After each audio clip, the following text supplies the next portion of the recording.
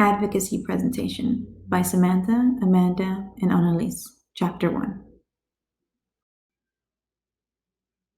Learning about advocacy. This chapter introduces you to children with different disabilities and the stories that they own. You will learn how parents are natural advocates and how there can be different types of advocates for children with disabilities and the advocacy skills that go into it. Experiences of children. Meet Marie. She is a 10-year-old girl from Maryland who had several strokes. She uses an electric wheelchair and assistive technology to communicate. When Marie's parents asked their school district for support and services, the district refused, saying that IDEA doesn't apply to their child. Meet Rachel. Rachel is a 7-year-old girl from California with an intellectual disability. Rachel's parents wanted their daughter to be in a general ed class. When the school district refused, Rachel's parents spent 5 years fighting for her right to attend regular classes. After the court ordered the district to support Rachel so she could attend school with her peers, the school district appealed all the way to the U.S. Supreme Court. Rachel's parents were her advocates.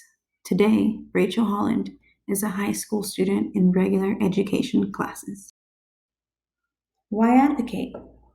Special education is intensive and costly, but oftentimes there's not enough money to go around, so you might find yourself struggling to get the support you need for your child to achieve their success.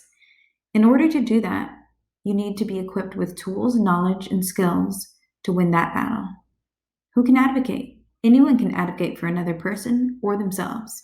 What is an advocate? Someone who supports, defends, or pleads on another person's behalf.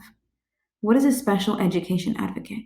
A person who speaks on behalf of children with disabilities. They often help and provide assistance and defend people for a cause. Different types of advocates. Lay advocates, educational advocates, school personnel, and parents.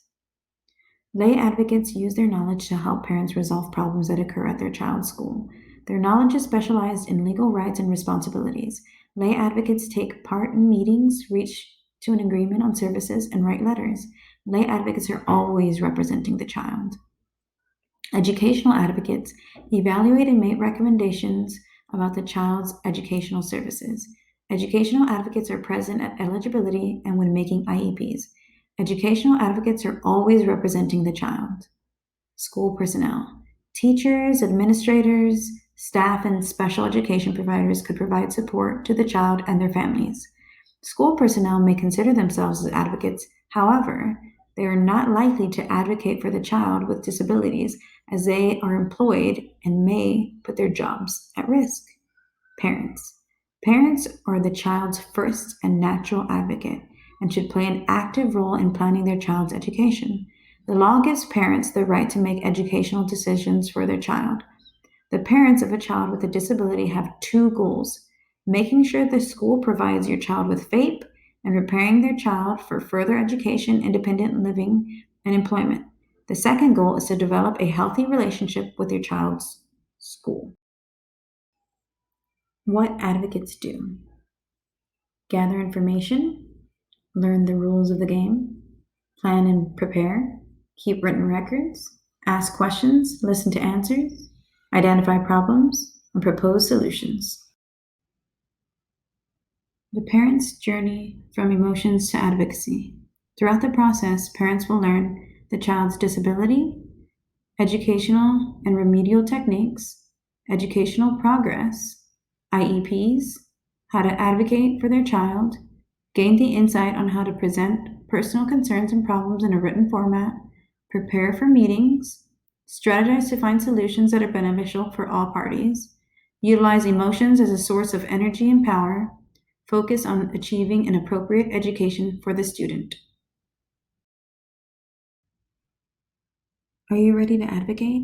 Here are some supplies that you might need: a 2-3-ring notebook, one for your child's file, and one for information about your child's disability and educational information, a 3-hole punch, highlighters, package of sticky notes, number 10 envelopes with stamps, a calendar and a journal, contact log, and a small tape recorder. Are you ready? Start advocating.